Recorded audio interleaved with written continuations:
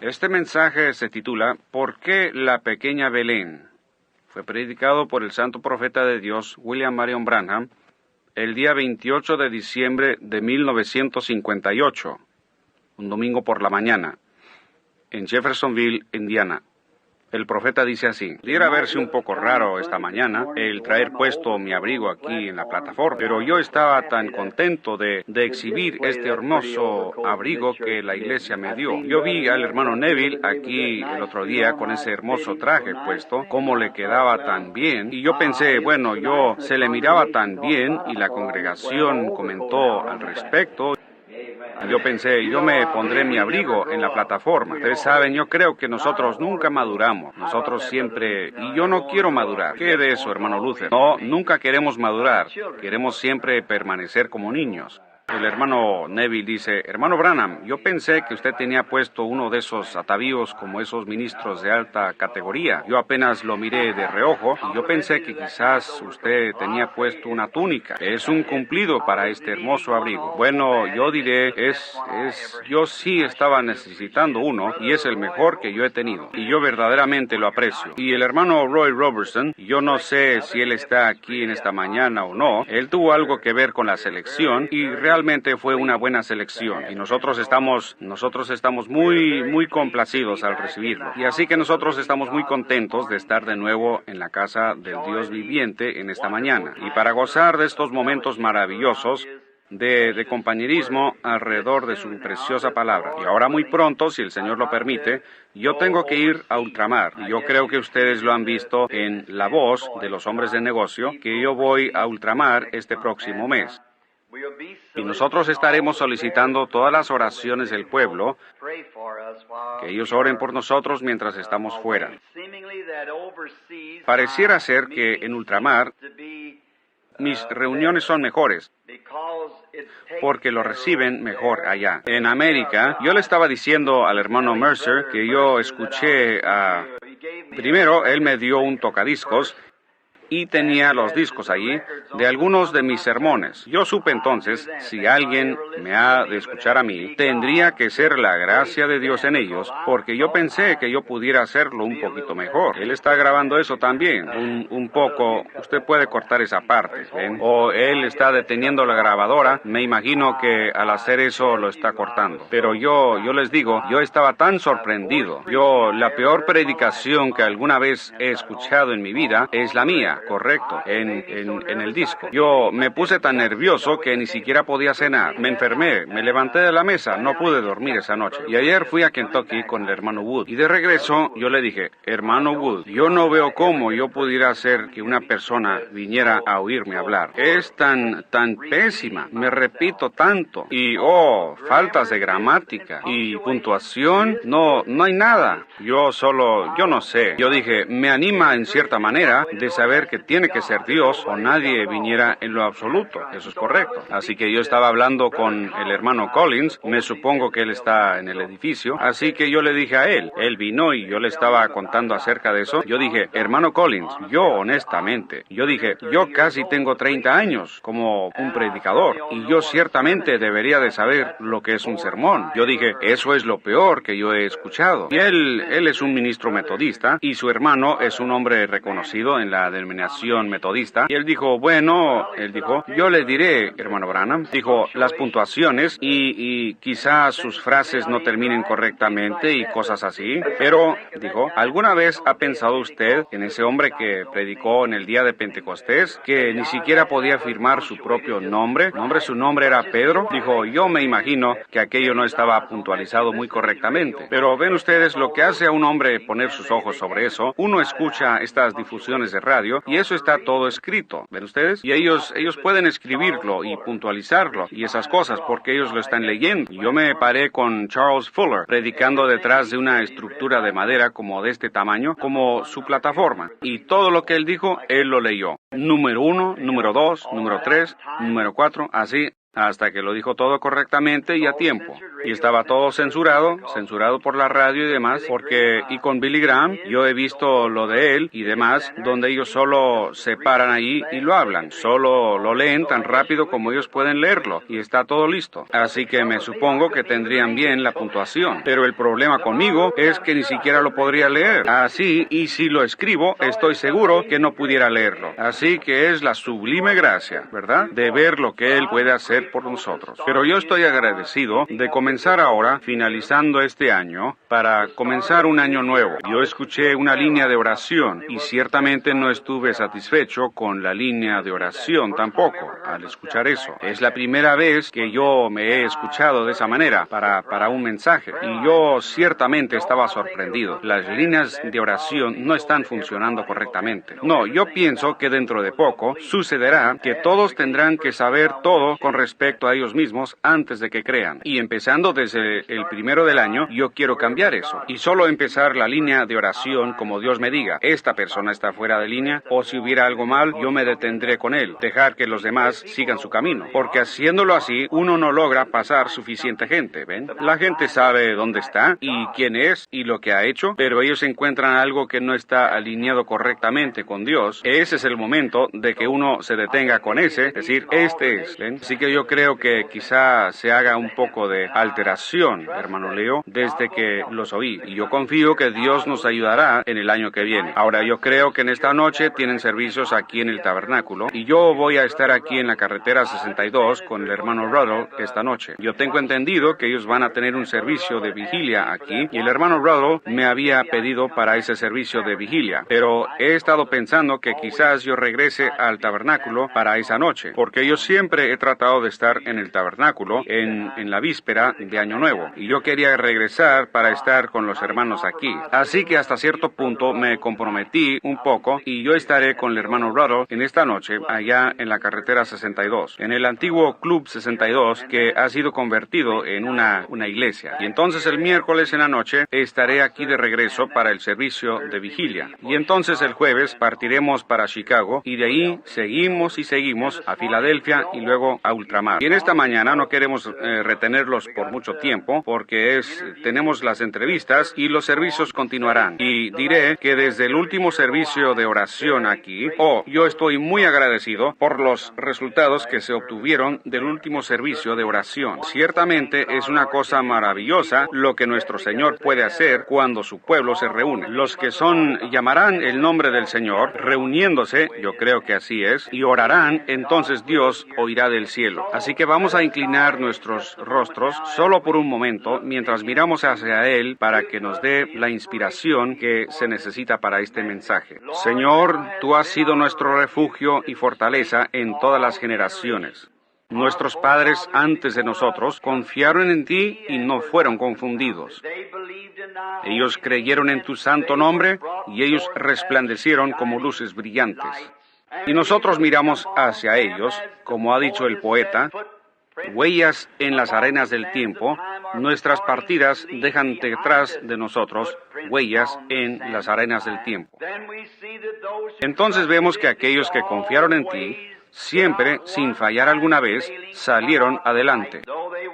Aunque ellos pasaron por muchas aguas profundas y por grandes pruebas y persecuciones, pero aún así, en el fin, tú siempre los sacaste más que conquistadores, porque es tu palabra prometida que tú harías esto. Y nosotros oramos hoy que tú bendigas a esta iglesita. Bendice a su pastor, a nuestro buen hermano, el hermano Neville, y a su familia. Te pedimos que tú seas con él en este año venidero, y lo unjas grandemente, y lo bendigas a él en todo aspecto. Fortalece la salud de su familia, a los pequeñitos que están creciendo. Guarda al hermano Neville fuerte y saludable. Y bendice a esta iglesia y a todo miembro que está en ella. La mesa de síndicos, cómo amamos a estos verdaderos valientes de Dios. Y la junta de diáconos, ellos también son tus siervos valientes. Y a toda la gente que viene aquí, estamos agradecidos por ellos, Señor. Me hace tanto bien a mi corazón al saber que este pequeño pantano lleno de hierbas que estaba en la esquina hace muchos años, Ha sido hecho un faro para el reino de Dios. Y yo oro, Dios, que permanezca firme hasta que Jesús venga. Y que muchas almas que han estado aquí, Señor, que aparezcan en aquel día lavadas en la sangre del Cordero. Concédelo. Y mientras abrimos esta bendita palabra tuya, esta mañana, Señor, al voltear las páginas para leer de ella un texto, y sabemos que solo tú puedes dar el contexto, y nosotros oramos, Dios, que tú unjas tu palabra y que vaya directamente a los corazones del pueblo para que les haga bien. Haz creyentes de incrédulos y fortalece a los cristianos y sana a los enfermos y dale ánimo al desanimado y recibe gloria para ti mismo. Para hacer esto, Señor, circuncida los labios que hablarán y los oídos que oirán, porque te lo pedimos en el nombre de Jesús. Amén. Anunciando un pequeño texto que yo tengo en mi corazón desde el domingo pasado, y yo estaba hablando sobre los hombres sabios viniendo a ver a Jesús, la estrella que ellos siguieron desde el este hasta el oeste. Mientras estudiaba eso, yo llegué a una escritura, y entonces no pude estar aquí para la víspera de Navidad por causa de un servicio en la cárcel y demás. Yo tuve que estar allá. Yo pensé que hablaría hoy sobre el tema de ¿por qué la pequeña Belén? Y yo quiero leer del libro de Miqueas, el profeta, uno de los profetas menores, el capítulo 5, y el versículo 2. Se lee así: Pero tú, Belén Efrata, pequeña para estar entre las familias de Judá, de ti me saldrá el que será Señor en Israel, y sus salidas son desde el principio, desde los días de la eternidad. Yo tenía una manchita sobre la escritura, por esa razón yo no podía distinguir cuál era la palabra en el momento. De todos los lugares que hay en Palestina, y allí hay muchas grandes ciudades y sus localidades, ciudades que parecieran ser mucho más conocidas en los relatos de la historia y mejor fortificadas, ciudades más grandes. ¿Y por qué Dios escogería la pequeña Belén para ser el lugar del nacimiento de su Hijo? Hay muchas que son más grandes, y, por ejemplo, la histórica Jerusalén, la orgullosa Jerusalén, la capital de todas, y es una de las ciudades más grandes de Palestina. Y entonces nos preguntamos por qué Dios escogería a ese pueblito de Belén para que fuera el lugar de nacimiento de su Hijo. Pero como las Escrituras han dicho, lo que Dios determina hacer, eso será hecho. Y ahí está Dios preordenándolo para que sea de esa manera o nunca hubiera sido de esa manera. Y ahí la Escritura dice, en el capítulo 15 de los Hechos, que no hay nada por casualidad. Dios sabía todo, y no es que sucedió por casualidad, solo fue que Dios lo hizo de esa manera. Y entonces cuando nosotros, con nuestras mentes finitas, comenzamos a pensar sobre eso, ¿por qué el gran Rey del cielo escogería un lugarcito tan pequeño como ese en vez de la capital? En vez de y aún allá habían muchos lugares que tenían una historia espiritual más grande que la que tenía Belén. Por ejemplo, alguno de esos lugares como Silo. Silo era un lugar antiguo de adoración de Israel, a donde todos ellos venían año tras año a este lugar donde reposaba el arca del Señor. Y entonces pensamos, ¿por qué es que él no nacería en Silo? Luego ahí estaba Gilgal, otro gran lugar espiritual de adoración. Entonces, ¿por qué Dios no permitiría que él naciera en Gilgal? Y ahí estaba otra, Sión. Sión estaba en la cima de la montaña. Y entonces nos preguntamos por qué es que Jesús no nació en Sión. Porque ha sido un punto histórico donde el Señor ha bendecido a su pueblo a través de las edades. Pareciera como que quizás él hubiera escogido a Sión, o Gilgal, o Silo, o uno de los otros grandes lugares donde habían tenido grandes bendiciones y grandes enseñanzas. Y habían otras grandes ciudades, tales como Hebrón. Ese era el lugar para un hombre que estaba buscando una ciudad de refugio, un lugar de seguridad. Estaba también Ramot de Galad, otro lugar de refugio a donde la gente podía venir, la cual hubiera sido muy apropiada para que él naciera allí. Y quizá, si yo lo hubiera estado pensando, yo lo hubiera traído a él a Cades Barnea, porque esa era la silla de juicio y un lugar de refugio. Quizás yo lo hubiera traído a esa parte del país para que fuera su lugar de nacimiento. O quizás nosotros le hubiéramos escogido alguna de las otras ciudades. Pero ustedes saben, estoy tan contento que aún las cositas insignificantes en la Biblia significan tanto. Yo creo que fue Jesús quien dijo esto, que ustedes sobrepasan y llevan a cabo los mayores asuntos de la ley más bien, pero sobrepasan las cositas pequeñas. Y algunas veces son las cositas pequeñas las que mantienen unidas las cosas grandes.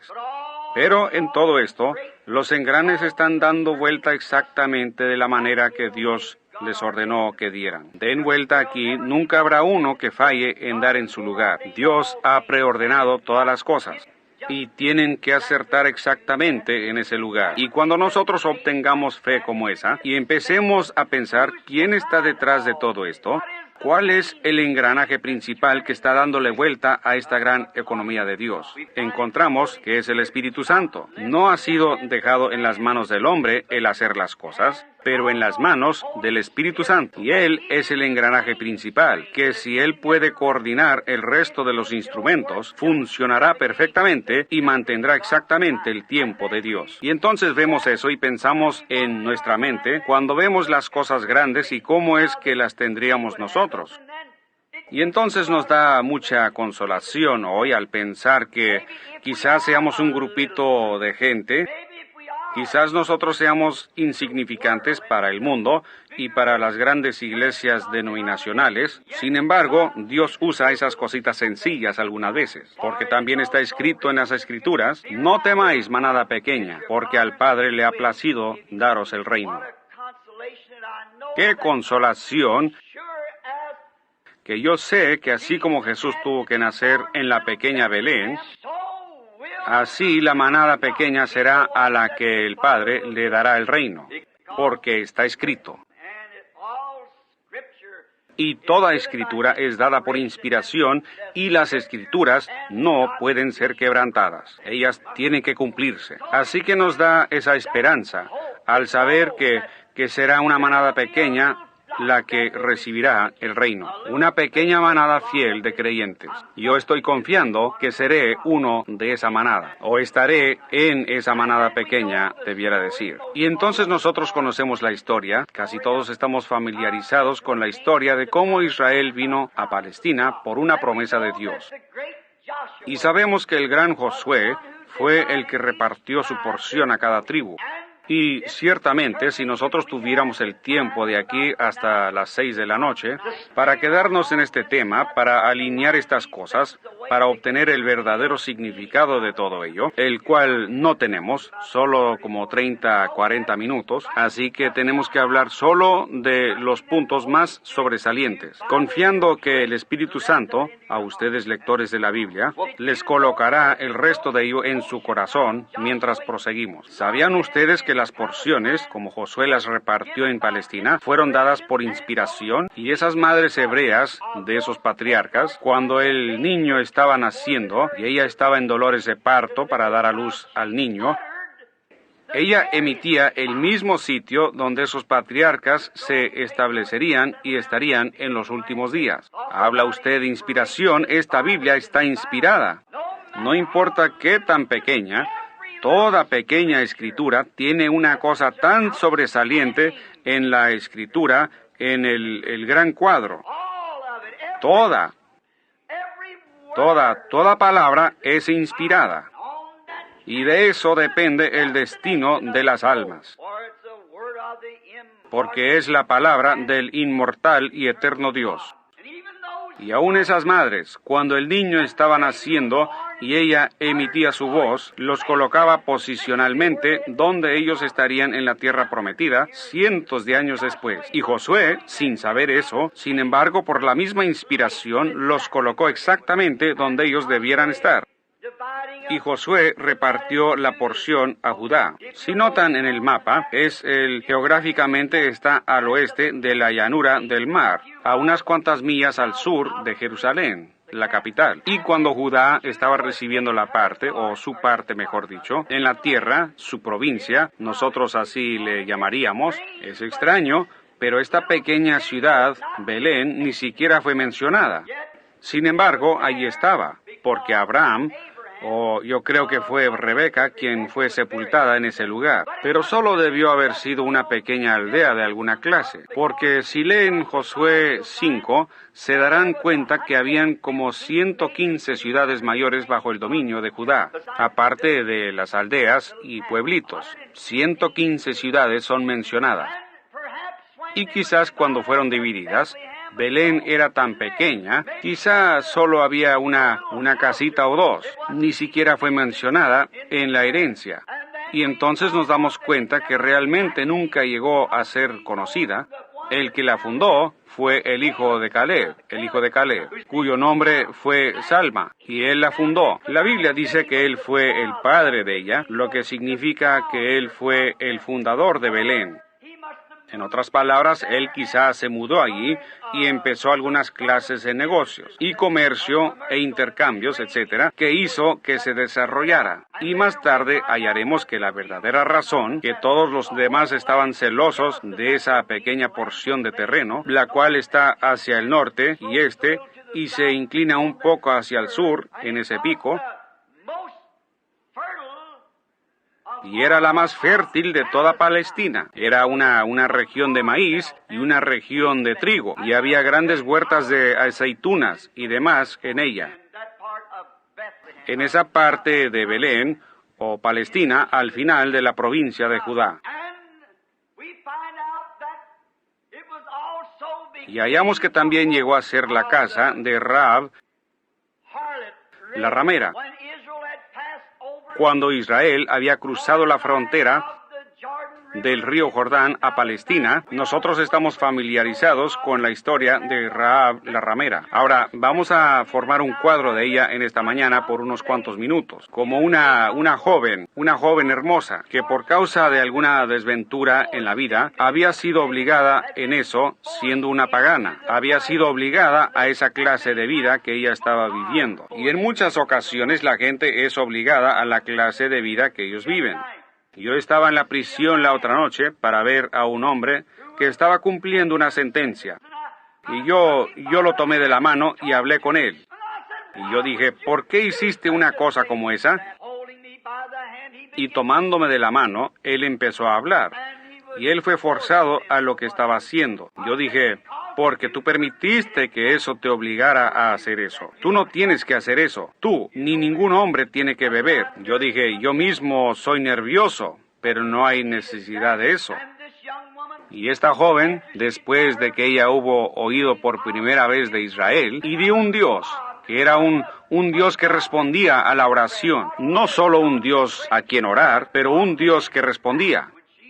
Cuando ella oyó que había un Dios de milagros, que podía obrar milagros, que secó los mares y que hizo que lloviera pan de los cielos, su corazón empezó a temblar. Y cuando ella recibió el primer mensaje de dos predicadores que fueron allá, ella aceptó rápidamente con todo su corazón. Y ahí estaba un cordón de grana colgado de su ventana como una protección para su casa, por causa de que ella había recibido el mensaje. Y quizás yo añada aquí, ¿sabían ustedes que ella tipificó a la iglesia gentil? Ella era una gentil, y ella era un tipo de la iglesia gentil. Cuando ellos oyeron el mensaje, todos nosotros nos encontrábamos en prostitución espiritual, cometiendo fornicaciones espirituales en contra del Dios del cielo, en toda clase de cosas, en toda clase de denominaciones y religiones. Pero cuando nosotros oímos que había un Dios que todavía vivía, que podía obrar milagros, rápidamente nosotros recibimos el mensaje. y la sangre del Señor Jesús fue aplicada, la cual hizo el cordón de grana. Y para no entrar en detalles, ustedes saben cómo ella lo colgó de su ventana públicamente. La sangre fue desplegada públicamente. Así tiene que ser desplegada la sangre, colgando públicamente en la parte de afuera del muro, para mostrar que en lo interior algo había sucedido. Así es el verdadero creyente en Cristo esta mañana. En lo de afuera está desplegada la sangre del Señor Jesús, que muestra que algo ha sucedido en lo interior. Y a través de esto, Dios miró hacia abajo cuando la ira cayó y las trompetas empezaron a sonar. Dios vio ese cordón de grana colgando ahí como un memorial. Siempre le ha placido a Él pasar sobre la sangre. Cuando yo vea la sangre, yo pasaré de vosotros. Él la vio. Y cuando el sacudimiento y el Espíritu Santo recorrieron la tierra y derribaron las paredes, como de 20 pies de grueso, ni siquiera una piedra cayó donde el cordón estaba colgando. Eso muestra la protección de un Dios verdadero para un creyente verdadero. No importa en qué condición está usted, cuando Él lo encuentra, si usted solo acepta ese cordón de grana. Se ve por toda la Biblia. Y luego la vemos cuando ella fue aceptada como una de las israelitas. Ella se enamoró de un hombre, el cual era un capitán y un príncipe en Judá. Él era el capitán de los ejércitos de Israel. Su nombre era Salmón, así como el rey Salomón. Y él era el capitán, y ella entró en un gran romance con este capitán, el cual era el príncipe de Judá. Y finalmente se casó con él. Y cuando la herencia fue establecida para los israelitas, ella y su amado esposo vivieron en Belén. Ahora ustedes empiezan a ver esto abrirse. ¿Lo han visto? ¿Ven? Se empieza a abrir cuando vemos que ella vivió en Belén, siendo una novia gentil para un judío. ¿Por qué? Porque ella creyó en un Dios que obra milagros. Y cuando vemos de dónde vino ella, de haber salido de una casa de mala fama, de prostitución, a través de su conversión y de su fe infalible en Dios, eso la sacó de una casa de prostitución a una casa hermosa en Belén. ¡Qué diferencia! Así obra con todos nosotros. De una casa de incredulidad y frustraciones, esos actos inmorales y todo lo demás, a un lugar, una posición en Cristo, lo cual es de lo más hermoso, de lo ridículo a lo sublime. Esa es la diferencia efectuada por nuestra conversión. Y notaron ustedes que ella se casó con un príncipe de la casa de Judá, un capitán. Ese capitán representó a Cristo, que tomó una novia gentil para sí mismo.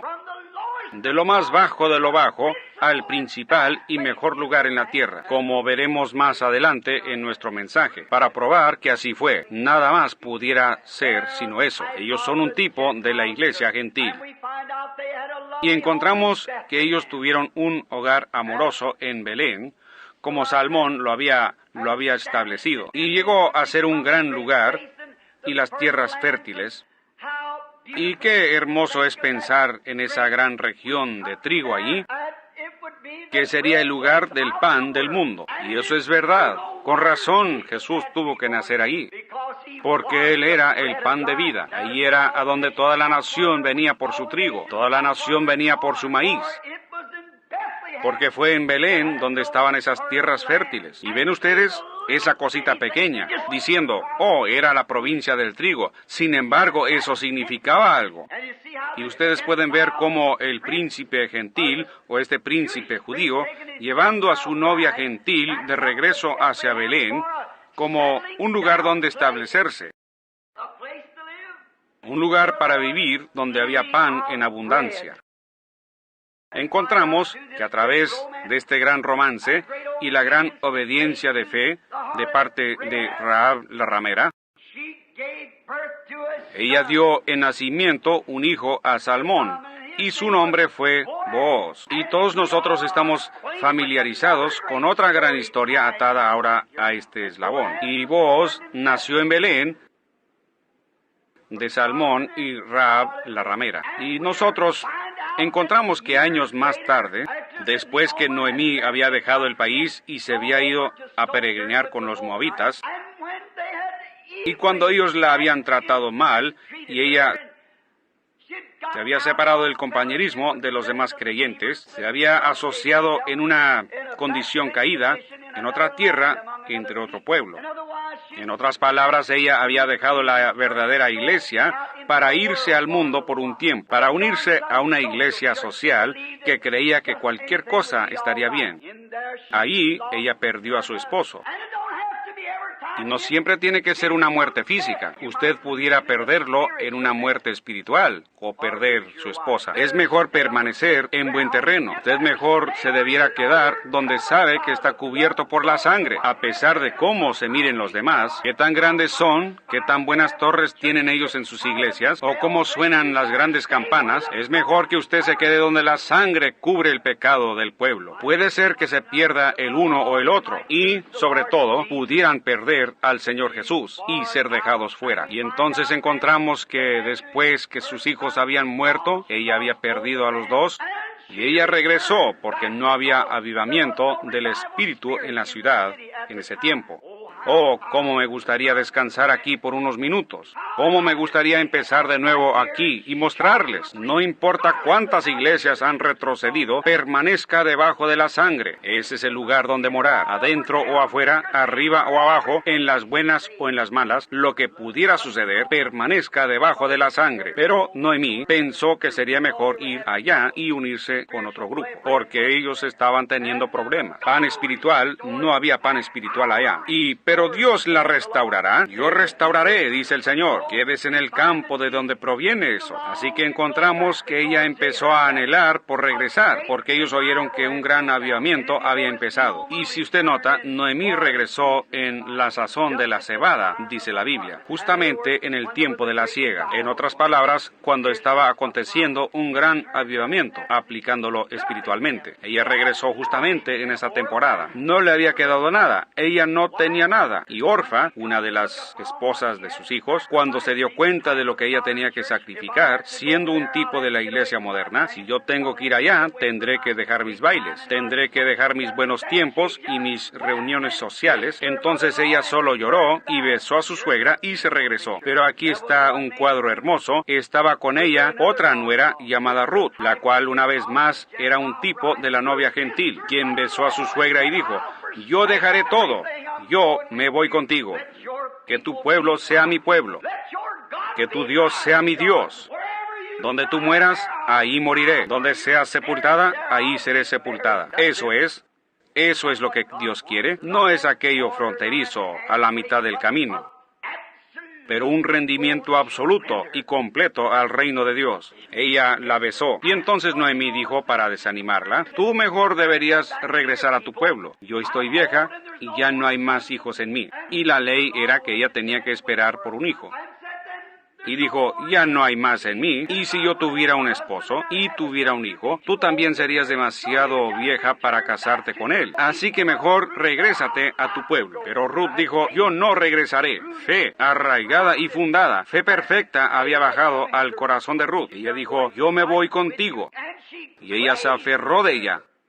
Se agarró de ella. Yo voy a estar donde tú estés. Me gusta eso. Y nosotros estamos familiarizados con la historia mientras prosigue. Como este gran Booz, el cual era el señor de la siega, era en el tiempo de la siega, y él era un pariente de Noemí. Y cuando se encontró a Ruth allá en la misioncita espigando, cada espiguita que ella podía recoger, que tenía algo de trigo, ella la recogía, porque era vida. Booz, siendo el señor de la siega, mandó que sus segadores dejaran caer un manojo de vez en cuando para ella, y ella lo recogía con gozo. Y entonces ese día ella desgranó un delantal lleno. Y cuando salió Booz, el señor de la siega, y vio a Ruth, y vio su fidelidad, él se enamoró de ella. Observen, a Booz representará a Cristo. ¿Dónde estaba él? En Belén. ¿A dónde vino Ruth? A Belén. ¿En dónde estaba espigando ella? En Belén. ¿Ven todos estos detalles espirituales hasta aquí? La trayectoria de esta gran escena que está tomando lugar, Dios sabiéndolo desde el principio. Y ella le empezó a preguntar a su suegra qué es lo que ella debía hacer. Y finalmente Ruth se casó con Booz, otra vez una gentil casada con un príncipe en Judá. Y se estableció y vivió en Belén. Pero tú, pequeña Belén, ¿qué no eres tú la más pequeña entre todas las principales ciudades de Palestina? Pero le ha placido a Dios, cuyo conocimiento y cuya salida es desde la antigüedad, desde el principio, para que su hijo naciese ahí. Él sabe todas las cosas y él lo obra todo para el bien. Y ahí Ruth se casó con Booz. Y cuando se casaron Ruth y Booz, si tuviéramos tiempo para entrar en esa gran historia, la cual es una de las más grandes escenas de amor en todas las edades, cuando Ruth y Booz se casaron. Y recuerden, paremos aquí solo por un minuto. Es tan hermoso para sobrepasarlo. Ruth era una gentil. Ella no tenía herencia con los judíos, así como nosotros, los gentiles, no teníamos herencia. Así que Noemí realmente era la heredera. Así que ella había perdido todas las propiedades que tenía en el principio. Todos sus bienes habían sido vendidos en una subasta pública. Por lo tanto, ella había sido excomunicada y se había ido. Ahora, cuando ella regresó, solo había una persona que podía redimir su herencia perdida. Ese era su pariente cercano. Y Booz sabía esto, así que él tenía que obrar de alguna manera para obtener a esta muchacha gentil por esposa. ¿Y qué es lo que tenía que hacer? Él tenía que comprar todo lo que le pertenecía a Noemí para poder obtener estos bienes. Y Ruth era parte de lo que le pertenecía a Noemí. Y el único hombre que podía comprarlo tenía que ser una persona que era pariente, un pariente cercano. Esa era la ley de redención. Y la única manera en que Cristo pudo haber comprado la herencia de la recaída de Israel era llegar a ser un pariente. La única manera en que Dios podía redimir a la raza humana era que Dios mismo tenía que hacerse carne. Y Jesús fue Dios hecho pariente para la raza humana. Él era Emmanuel. Él llegó a ser pariente. Él no tomó la forma de ángeles, pero la forma de un siervo que lavó los pies y vivió. Y las zorras tenían cuevas, y las aves del cielo tenían nidos, pero él ni siquiera tenía un lugar para recostar su cabeza. Él comió, él bebió, él lloró, él se rió, así como cualquier hombre. Y él era Dios, no un profeta. Él era Dios, porque él tenía que ser pariente para poder redimir la raza humana perdida. Así, Booz, en este gran tipo en Belén, miren dónde este pariente nació para la raza humana. Tenía que ser. Y entonces, cuando este gran Booz la redimió, él tuvo que hacer una demostración pública que él había redimido todo lo que ella había perdido. Así que él fue a la puerta de Belén, otra vez a esa pequeña ciudad, y él llamó a los ancianos de la ciudad, y él les dio a saber que ese mismo día él había comprado todo lo que ella tenía, lo que Noemí había perdido. Todo lo que ella perdió, él lo redimió, y él se quitó su zapato y lo tiró ante el pueblo como una insignia. Y si hubiera alguien que tenga alguna razón para decir algo, dígalo ahora, porque esto es un memorial que yo he redimido todo lo que ella perdió. Oh, bendito sea el nombre del Señor. Y cuando vino nuestro pariente, Jesús de Nazaret, nacido en Belén, él se paró en la cima de Gólgota y fue levantado entre los cielos y la tierra, como un memorial que él había redimido todo lo que la raza humana había perdido en la caída.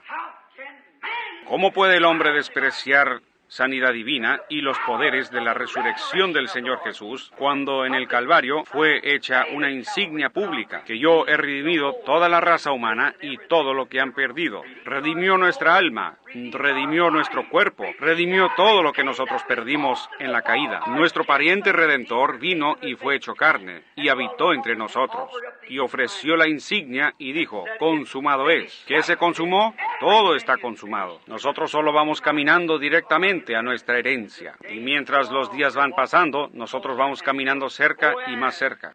Booz y Noemí, después de haber estado casados por algún tiempo, ellos engendraron un hijo, el cual añadió al linaje, y ese fue Obed.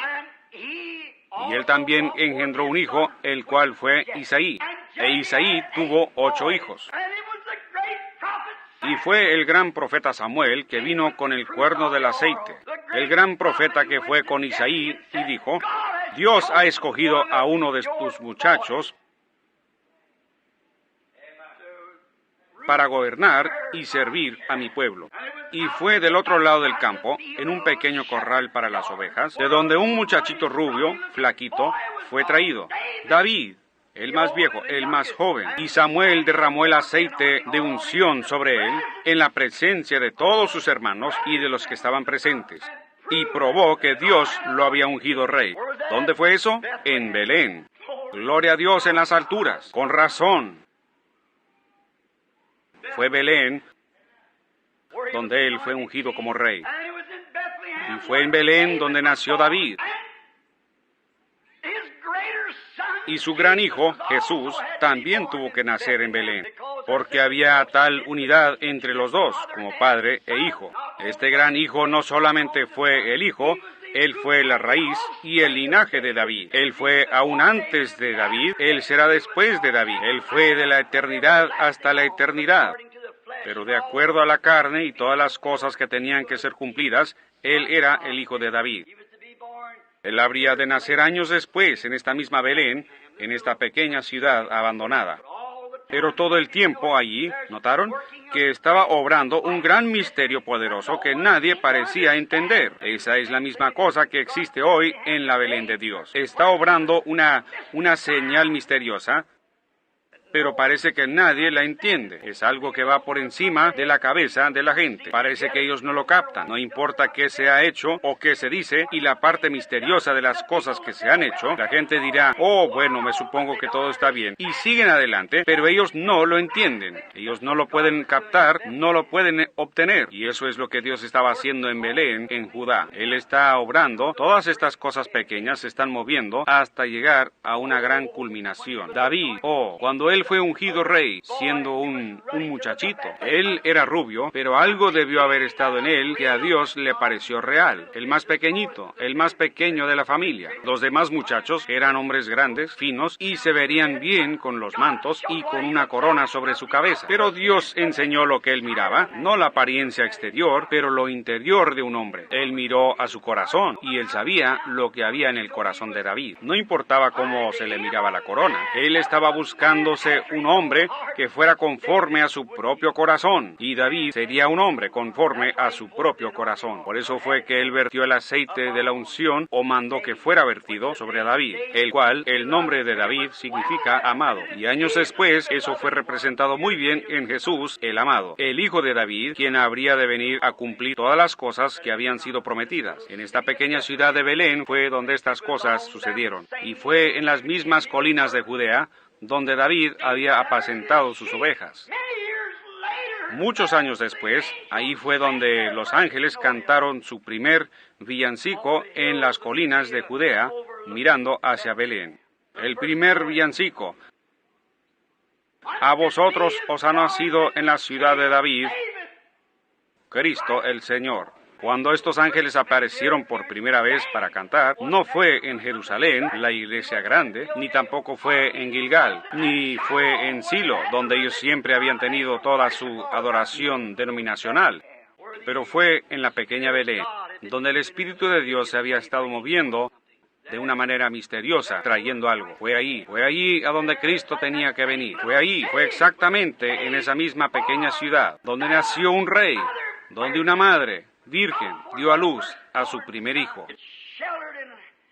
Le dio refugio y techado en su pequeña fortaleza al Rey de Reyes y Señor de Señores, donde no solamente vino Samuel a derramar el aceite de la unción, sino que Dios lo derramó sobre él y sobre el mundo. Cristo el Señor. Los ángeles anunciaron su venida y cantaron a los pastores en las colinas, quienes siguieron al rey David años antes. ¿Ven el misterio de Dios? ¿Qué tan grande es? Él nació en esta gran región de trigo, que del trigo vienen los principios básicos de la vida. Y Él era el pan de vida. Yo soy el pan de vida. El que come mi carne y bebe mi sangre tiene vida eterna. Y nunca morirá o vendrá a condenación, mas ha pasado de muerte a vida. Belén en inglés es Bethlehem. El nombre Bethel, B-E-T-H, Beth como palabra hebrea significa casa. E-L es Elohim, es una abreviación. Elohim significa Dios. B-E-T-H, Beth, E-L es Elohim, el cual es Dios.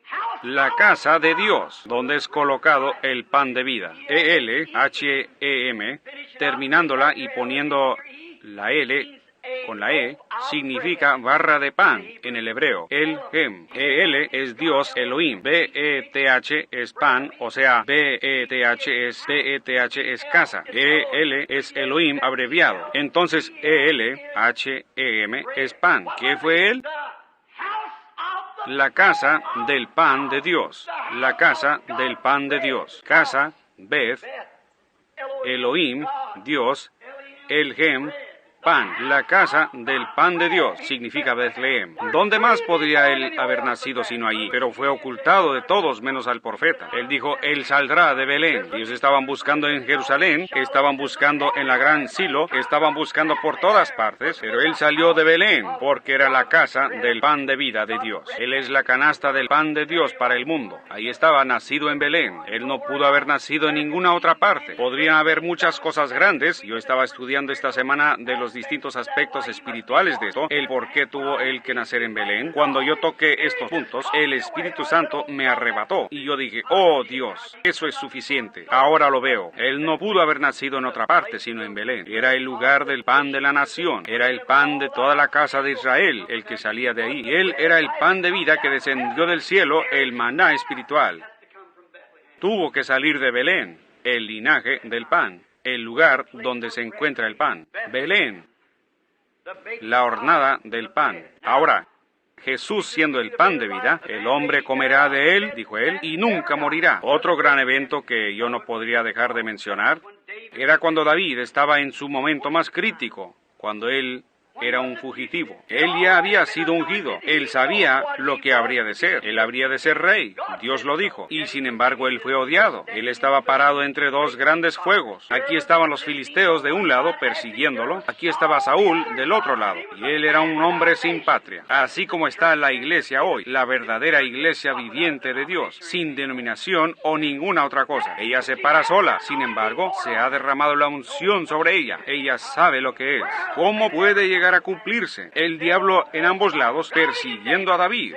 Él se había refugiado en fortalezas, en el desierto y en cuevas, tratando de esconderse, con una pequeña banda de guerreros fieles, solo unos pocos creyendo como él. Pero esos hombres creyeron a Dios, que ese sería el rey. Así son los creyentes de hoy, que están escondidos de lugar en lugar.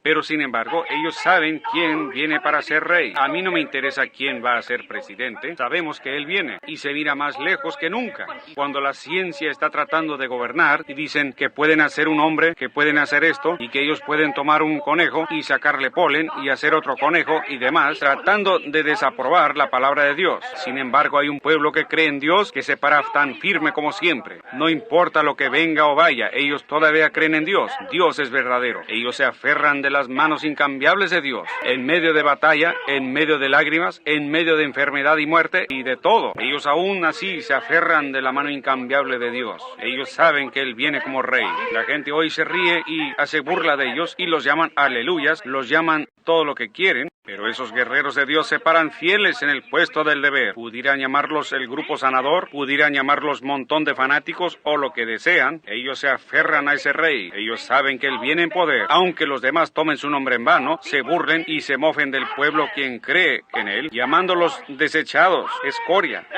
Eso no los molesta en nada. Ellos se mantienen fieles en el puesto del deber. Esos guerreros que estaban con David se mantuvieron a su lado. Si un filisteo venía, él tenía que pelear. Con quien fuera, ellos eran acechados por todos lados. Pobre David, en su mente estaba todo confundido. Él pensó, Señor, ¿cómo puede ser? Ustedes saben, algunas veces los líderes pasan por cosas que la congregación no sabe por lo que ellos están pasando. Cuando uno piensa de promesas que Dios ha hecho, entonces ¿por qué no se cumplen? Ellos no se lo dicen a su congregación. frustración. Ellos no se lo comentan a la gente con la cual se asocia, pero hay muchas frustraciones en el corazón de un verdadero líder. David estaba sentado ahí, su garganta estaba quemándole y estaba en pleno verano. Los filisteos estaban tomando ventaja de esa división entre David y Saúl buscaba a David por donde quiera y los filisteos también. Y luego los filisteos buscaban a los israelitas. ¡Qué tiempo de confusión! Casi como es ahora. David se refugiaba en este lugarcito, en este pequeño refugio, en cualquier parte que él pudiera, en las pequeñas fortalezas a donde podía llegar. Entonces él subió a la montaña, en ese calor, en medio del verano, cuando el calor estaba tremendo, su garganta secándose y con frustraciones y temores en su corazón, y pensando, oh Dios, ¿cómo puede ser esto? Tú vertiste ese aceite sobre mí, no porque yo me escogí a mí mismo, pero tú me escogiste. ¿Por qué me llamaste de allá de donde apacentaba las ovejas? Me dijiste que me darías esto para servir a tu pueblo, y aquí me tienes en medio de fuegos por donde quiera. Eso estaba pasando por su corazón. Él se sentó en el monte y miró hacia abajo, y los filisteos habían venido y se habían acampado ahí mismo en Belén, su pequeño hogar. Entonces, su pequeña ciudad estaba bajo el control del gobierno del enemigo. No solo eso, pero la casa de su propio padre, la casa de Isaí, estaba bajo cautiverio de los filisteos.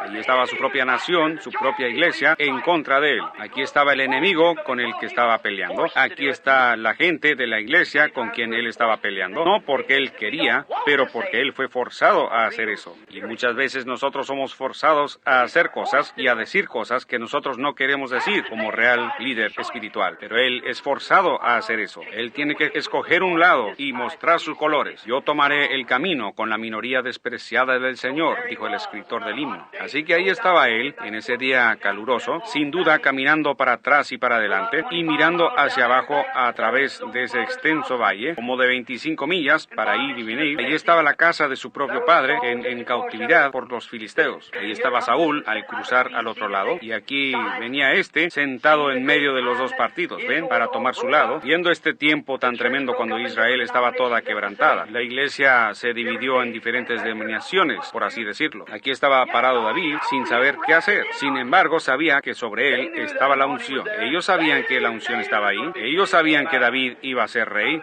Aleluya. Nosotros sabemos quién va a ser rey. No importa quién va a ser presidente.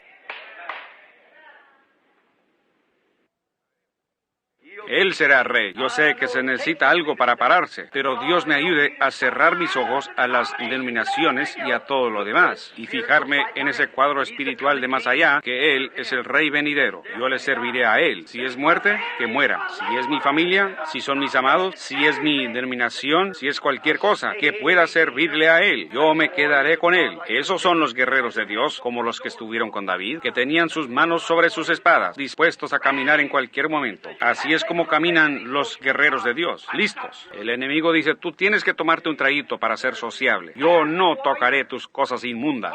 Amén. Ahí está el enemigo, ahí está el guerrero. Oh, ¿por qué no renuncia usted esa cosa de aleluyas que usted cree? Yo creeré en Dios, yo me quedaré fiel. Ahí lo tienen, ahí están los guerreros. Oh, ¿qué quiere decir? No hay tal cosa como sanidad divina. Eso es lo que piensa usted. Yo sé mejor, ¿eh? No hay tal cosa como el bautismo del Espíritu Santo. Esos días han pasado. Eso es lo que piensa usted. Yo ya lo he recibido. Usted ha llegado demasiado tarde para decirme algo al respecto. Ellos sabían que la unción estaba sobre ese muchachito rubio, y ellos sabían que él iba a ser rey. Pero David estaba frustrado en su propia mente. Yo puedo imaginarme. Solo observémoslo por un minuto. Se regresa allá, se sienta y mira hacia abajo y piensa, mi propia amada ciudad Belén, mírala ahí, donde las grandes cosas de Dios han sucedido, donde el padre de mi padre, de mi padre, de mi padre nació, donde mi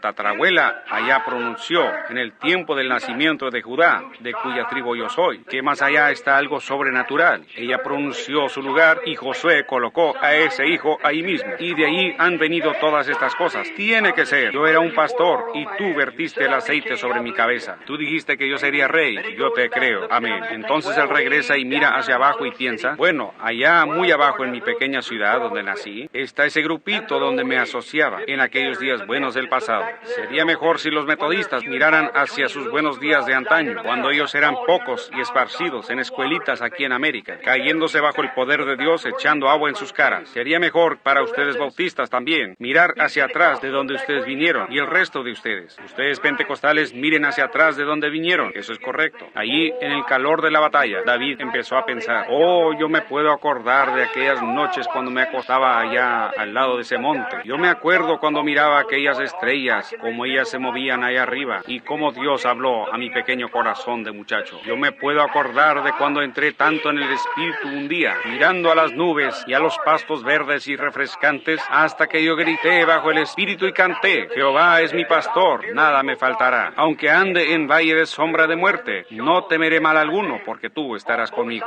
Oh Señor, aquí estaba Él en las meras quijadas de la muerte en ese momento, en ambos lados. Aunque ande en valle de sombra de muerte, esos buenos días antiguos, cuando el Espíritu estaba conmigo, cuando Dios estaba conmigo, yo entoné sus alabanzas, yo me gocé en Él. Yo recuerdo en una ocasión en que vino un león, una mañana, y atrapó a una de mis ovejas. Y el Espíritu de Dios vino sobre mí, y yo fui y lo agarré y lo corté en pedazos. Yo me acuerdo de aquella liberación. Oh, yo me puedo acordar de esa tarde un poco antes que el sol se metiera. Un oso vino y atrapó a una, y yo lo maté. Esas grandes liberaciones. Yo recuerdo cuando entoné sus alabanzas en los días de mi juventud, cuando yo apacentaba a mis ovejas. Oh Dios, regrésame a ese lugar, regrésame a mi primer amor, regrésame y dame mi cayado de pastor, dame ese rebaño de ovejas otra vez. Permíteme andar por allá solo para adorarte. Eso, algunas veces pensamos eso, pero estamos en el calor de la batalla. Algo tiene que hacerse. Nosotros fuimos muchachos en una ocasión, ahora nosotros somos hombres adultos. La batalla está en marcha. Yo recuerdo cuando el aserrín estaba todo pisoteado en el piso y la gente clamaba y gritaba, y de tanta gente que había, uno no se podía acercar por ningún lado, pero no es así hoy en día. La batalla está rugiendo. Oh, ya no es William Branham, el muchachito predicador. Uno tiene que producir algo. Sí, señor, tiene que haber algo diferente.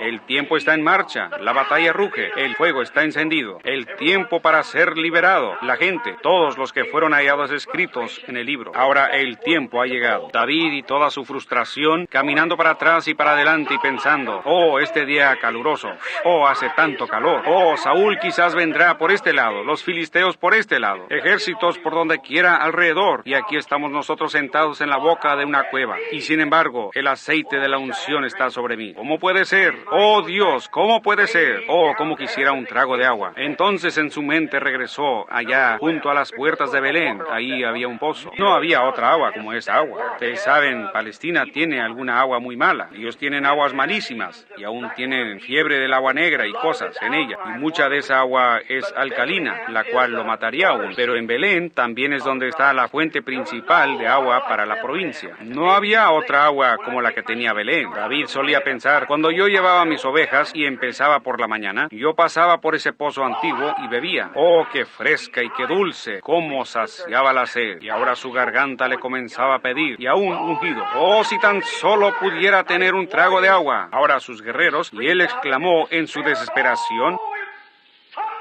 oh, si alguien me trajera un trago otra vez de aquel pozo antiguo de allá en Belén. Oh, después de haber soñado de todos los días de su juventud y de las victorias, y luego verlo aquí en el lugar donde él estaba sentado en medio de los fuegos. Él exclamó, oh, si alguien pudiera traerme agua de Belén. Ahora sus guerreros no podían interpretar su pensamiento, pero hermano, ellos lo amaban con todo lo que estaba en ellos. El menor de sus deseos era un mandamiento para ellos. 3 de sus poderosos guerreros sacaron sus espadas, se escabulleron del campamento y se abrieron camino a espada por 25 millas. David, al irse ellos, sin duda pensó, ¿dónde están ellos? ¿Qué han hecho? ¿A dónde fueron ellos? ¿Sabían que estaban arriesgando su vida? Ellos estaban en medio de las quijadas de la muerte, a través de una línea de 25 millas, emboscadas por donde quiera, y las espadas resplandeciendo y los escudos retumbando. Pero su hombre, su hermano que ellos creían que sería rey, deseaba un trago de agua. Oh, hermano, me pregunto si los guerreros de hoy estarán dispuestos a abrirse camino a través del formalismo, dudas e incredulidad, para refrescarse en la presencia del Señor y sus deseos. El menor de tus deseos, si es África, India, si es por la calle, donde quiera que sea, el menor de tus deseos, Señor, es mi mandamiento. La muerte no significa nada para mí, ni popularidad, lo que soy, lo que seré. no significa nada, Señor, solo para cumplir tus deseos. Esos son los guerreros que están parados al lado de Él, y ellos me llaman aleluya si mi nombre es escandalizado. Si ellos me dan un puntapié en la calle, eso no interesa. Tu deseo es mi mandato. Ese es el real soldado. ¿Qué hicieron ellos? Ellos pelearon abriéndose camino hasta que llegaron a ese pozo. Sacaron agua con el cántaro, y ahí venían de regreso, peleando, cortando su camino a izquierda y derecha hasta llegar a la presencia de David. Dijeron, aquí lo tienes, mi Señor. Oh, Señor. ¿Qué? Un hombre que estaba en desgracia, un hombre que era odiado por la iglesia, un hombre que era odiado por el rey, un hombre que era odiado por los filisteos, un hombre que era odiado casi por donde quiera, pero un grupito que lo seguían, sabían que él era el rey venidero. Hoy, yo sé que nosotros cantamos grandes alabanzas, edificamos grandes iglesias, tenemos grandes himnos y demás cosas, nosotros así le alabamos, pero Jesús dijo, en sus corazones ustedes están lejos de mí, porque ustedes enseñan como doctrinas los mandamientos de hombres. Deje que el Espíritu Santo venga y haga algo en su iglesia, mostrando la presencia de Jesucristo, ellos lo echarán a uno por la puerta. En vano me adoran, pero lo hacen en vano, enseñando como doctrina las tradiciones de hombres. Pero hay guerreros que creen en Él, hay guerreros que se mantienen firmes, con un entendimiento espiritual, como allá en la pequeña Belén. ¿Ven? Seguro, así fue. David levantó ese cántaro de agua, él la miró, y la Biblia dice que él la derramó sobre la tierra. Dijo, Señor, sea lejos de mí que yo bebiera eso, porque estos mis guerreros han arriesgado sus vidas para ir allá para traerme esta agua.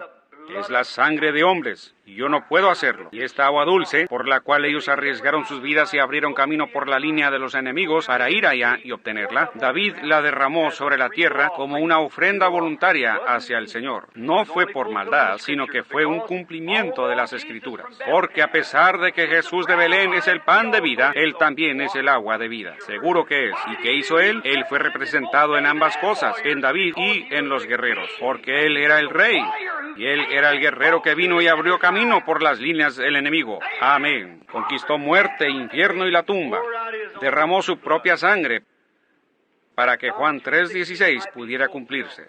Porque de tal manera amó Dios al mundo, que ha dado a su Hijo unigénito, para que todo aquel que en Él cree no se pierda, mas tenga vida eterna. Y en eso Él no dio el agua que lo representó, sino que Él era el agua o perecer, un pueblo moribundo que pudiera obtener vida. ¿Cómo lo hizo Él? Por medio de su propia sangre, al derramarla, no tirándola. Eso es un accidente. Él la vertió gratuitamente en el Calvario, después de que Él abrió camino por toda línea del enemigo, y derramó su sangre de vida para que Él pudiera ser la canasta de pan para el mundo.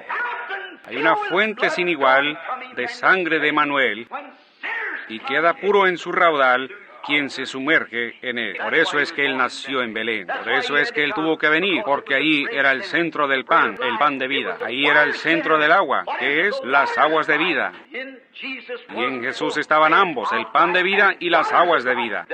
Por lo tanto, Él tuvo que venir y nacer en Belén. Tú, Belén de Judá, ¿no eres la más pequeña entre todos los grandes príncipes? Solo un pequeño predicador ordinario. Tú solamente eres un pequeñito.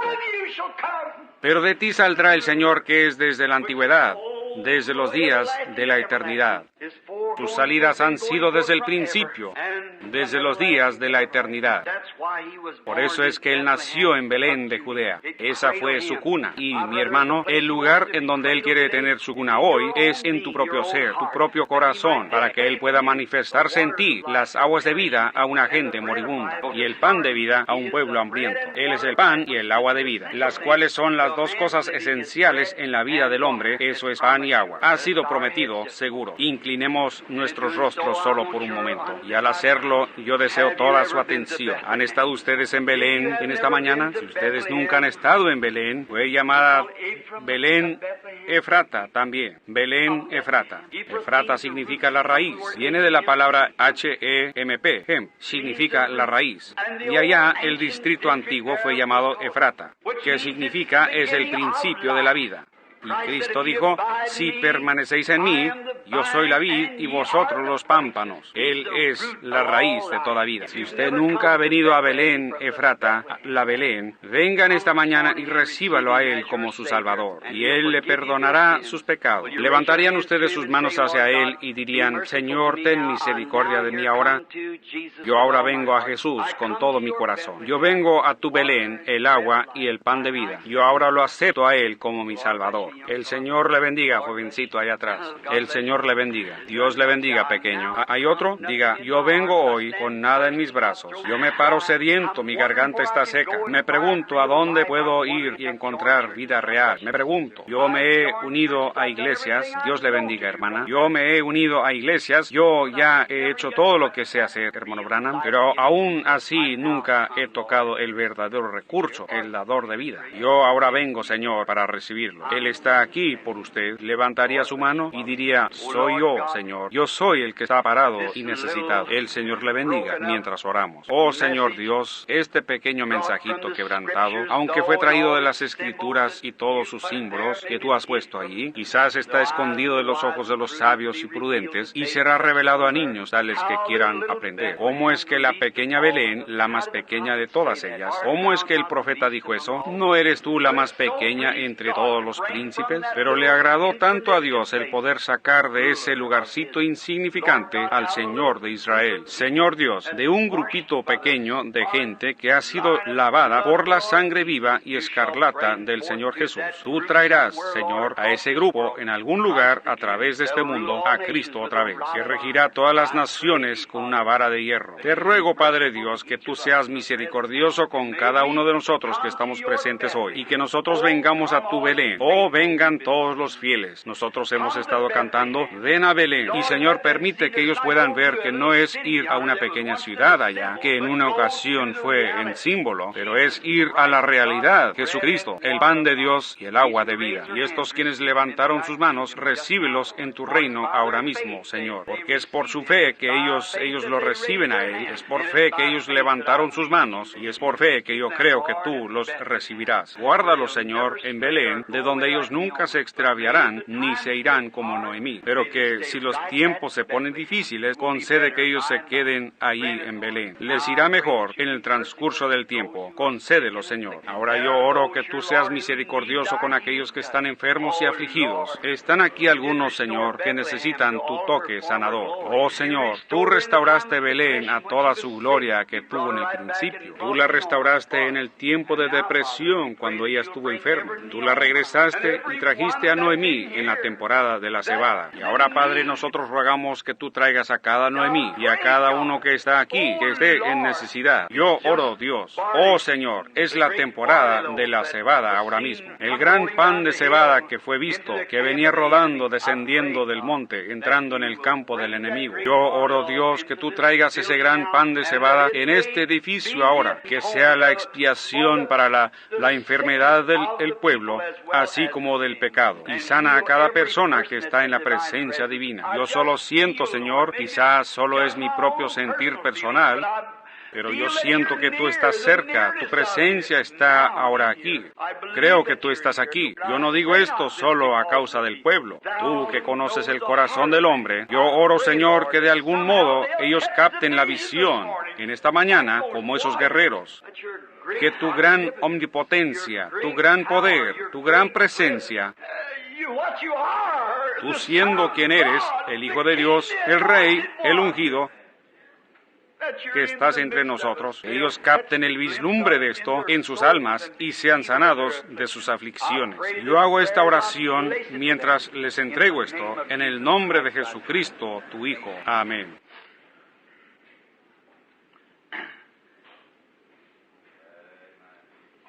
Yo creo en Dios.